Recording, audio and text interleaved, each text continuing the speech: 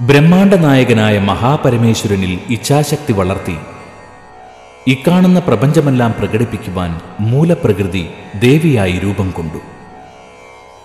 നിശേഷ്ടനായ പരബ്രഹ്മത്തിൽ ശക്തിയായി പ്രത്യക്ഷപ്പെട്ട് സൃഷ്ടിക്ക് കാരണമായതും പരാശക്തിയായ ദേവി തന്നെ. പരാശക്തിയായ ദേവി തന്റെ അനാദൃശമായ മോഹക ശക്തി കൊണ്ട് ബ്രഹ്മഭാവത്തെ ഇളക്കി കാൽപ്പനികമായ നിർമ്മാണ പ്രക്രിയകളിലേക്കും അനൽപമായ അനുഭൂതികളിലേക്കും അതിനെ നയിച്ചു. ദേവിയുടെ ആർദ്രവാത്സല്യമാണ് ശക്തിയുടെ മുഖം. ദേവിയുടെ മാതൃഭാവം സദാ വന്ദനീയമാണ്. മഹാധികാരദോഷത്തെ ശമിപ്പിക്കുവാനും ആലംബഹീനത്തെ അതിജീവിക്കുവാനും ദേവി ആമോഹശക്തി സ്വരൂപമായി നിലനിൽക്കുന്നു. ദേവിയുടെ ശക്തിതത്വത്തിന്റെ മറ്റൊരു മുഖമാണ് ധർമ്മം. ഈ ക്ഷണിക പ്രപഞ്ചത്തിന്റെ നിലനിൽപ്പ് തന്നെ ധർമ്മത്തെ ആധാരമാക്കിയാണ്. രാഷ്ട്രത്തിന്റെയും കുലത്തിന്റെയും കുടുംബത്തിന്റെയും വ്യക്തിയുടെയും രക്ഷയ്ക്കായി ദേവി തന്റെ പവിത്രമായ ധർമ്മഭാവം കൈക്കൊണ്ടുകൊണ്ട് ലോകമാകെ വിരാജിക്കുന്നു. തത്ക്ഷേത്രം യച്ഛയാദൃച്ഛ യദ്വികാരി യദച്ഛയത് സചയോ യത്പ്രഭാവശ്ച തസ്മാത്സേന മേ ശൃണുഃ. ക്ഷേത്രായനം ക്ഷേത്രായനം.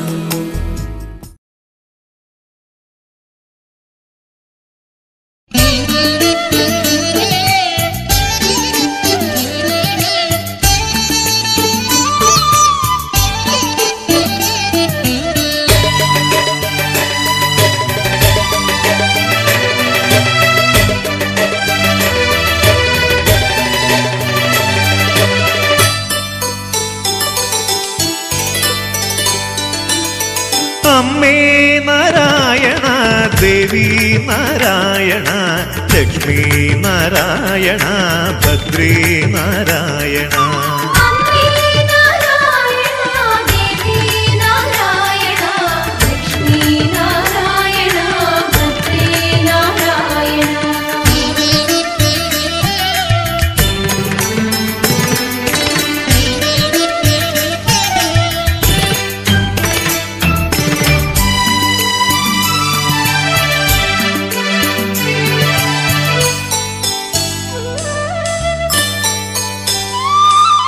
ചോറ്റാനിക്കരയിൽ വാഴും അമ്മേ നാരായണ, മറ്റാരും തുണയില്ലമ്മേ ഭദ്രേ നാരായണ.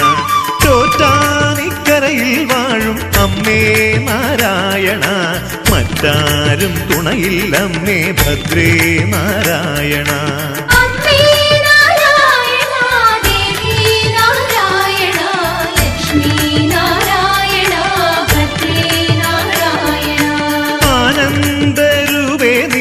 നഗതാരിൽ വാഴേണം, അജ്ഞാനമെല്ലാം തായെ അറിവായി നീ മാറ്റേണം. ആനന്ദരൂപേ നീ എൻ നഗതാരിൽ വാഴേണം, അജ്ഞാനമെല്ലാം തായെ അറിവായി നീ മാറ്റേണം.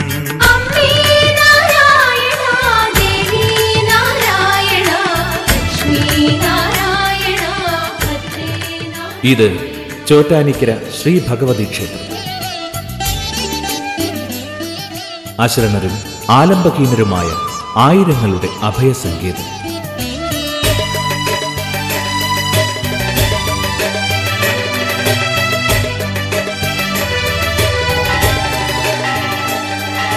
സാക്ഷാൽ ജഗദംബയായ ആദിപരാശക്തിയുടെ അവതാരഭാവം നിറസാന്നിധ്യം ചൊരിയുന്ന ഈ തിരുസന്നിധാനം കേരളീയ ഭക്തി പാരമ്പര്യത്തിന്റെ ഒരു സുഹൃതക്ഷേത്രം. ആശ്രിതവത്സലയായ അമ്മയുടെ അനുഗ്രഹവർഷങ്ങളാൽ ജന്മസാഫല്യം നേടിയവർ ഇവിടെ നിരവധി. മഹാമായയുടെ തിരുനടയിൽ ദർശനത്തിനെത്തുന്ന അനേകായിരങ്ങൾക്ക് ആത്മഹർഷത്തോടെയുള്ള ആഗ്രഹ നിവൃത്തിയാണ് ഫലം.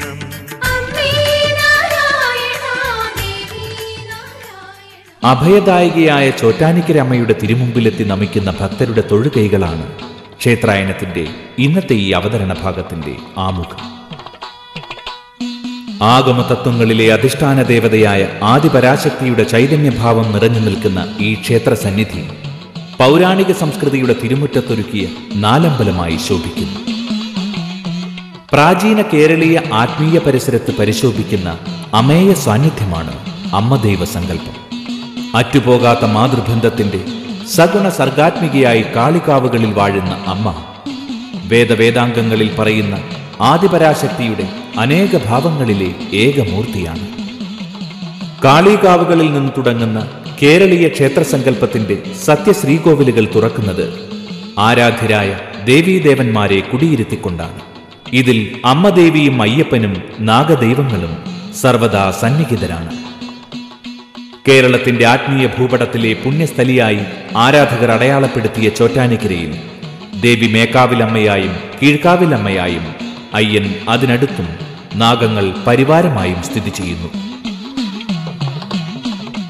കേരളത്തിലെ 108 ദുർഗാലയങ്ങളിൽ മേക്കാവിനും കീഴ്ക്കാവിനും തുല്യ പ്രാധാന്യമുണ്ട്.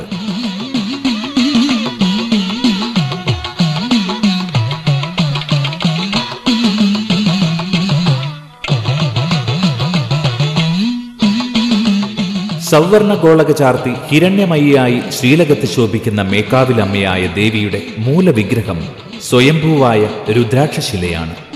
അരുണ സിന്ദൂരവും ആടയാഭരണങ്ങളും അണിഞ്ഞ് വിരാജിക്കുന്ന ദേവിക്ക് സമീപസ്ഥമായി ശ്രീകൃഷ്ണശിലയിലെ ശ്രീനാരായണ വിഗ്രഹത്തിൽ വൈഷ്ണവ ചൈതന്യം സ്ഫുരിക്കുന്നുണ്ട്.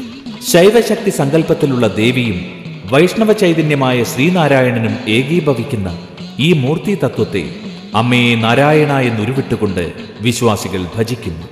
ആരാധകരുടെ ആധാരരൂപമായ അമ്മ ഇവിടെ 3 ഭാവങ്ങളിൽ ദർശനമരുളുന്നു. ഒരു സ്വയംഭൂ ക്ഷേത്രമാണ്. ഇവിടെ രാവിലെ മൂകാംബികയായിട്ടും അതിനുശേഷം ദുർഗ, അതിനുശേഷം പാർവതി സ്വയംവരമായിട്ടാണ് നമ്മൾ സങ്കല്പിച്ചുകൊണ്ടിരിക്കുന്നത്. കാലത്ത് 5 മണി വരെ മൂകാംബി സ്വരൂപത്തിലാണ് വിദ്യയ്ക്കുള്ള